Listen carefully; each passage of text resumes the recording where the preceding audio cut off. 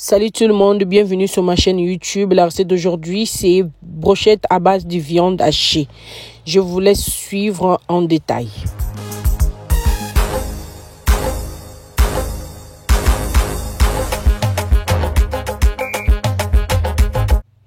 Pour ma recette, j'avais besoin de poivron rouge, le jaune, la botte d'oignon et l'oignon jaune, le jambon, la viande hachée et la viande que j'ai coupée finement.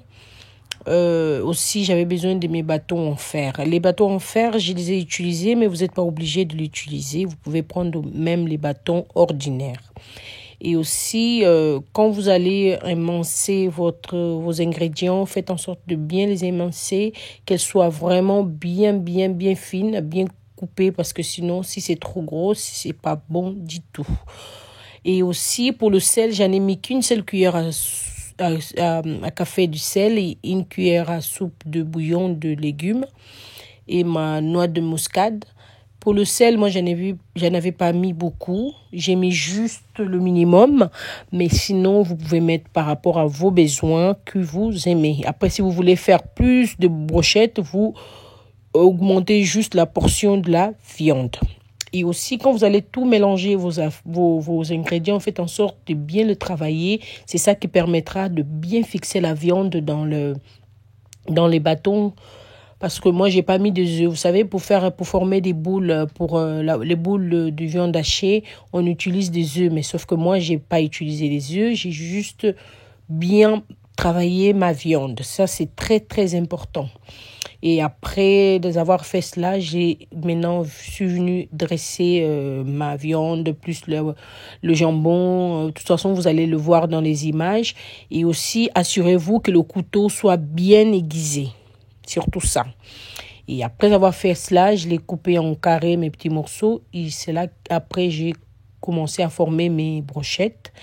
Et je l'ai ramené au barbecue. Mais pendant que j'étais en train de couper en carré mes morceaux de brochettes, j'ai allumé mon four, mon barbecue préalablement pour avancer le boulot. Comme je vous ai dit toujours, il faut toujours anticiper dans la cuisine. Hein. C'est très important. Et après, je l'ai grillé. Moi, ma brochette, je l'ai accompagnée avec la banane plantain. Vous pouvez l'accompagner avec du riz. Après, vous pouvez le manger aussi avec le chikwang, la semoule, du riz. Vous êtes libre, hein? Vous êtes libre de manger avec ce que vous voulez. Et aussi pour les bâtons, surtout, je vais bien souligner que vous n'êtes pas obligé d'utiliser que des bâtons en fer. Hein.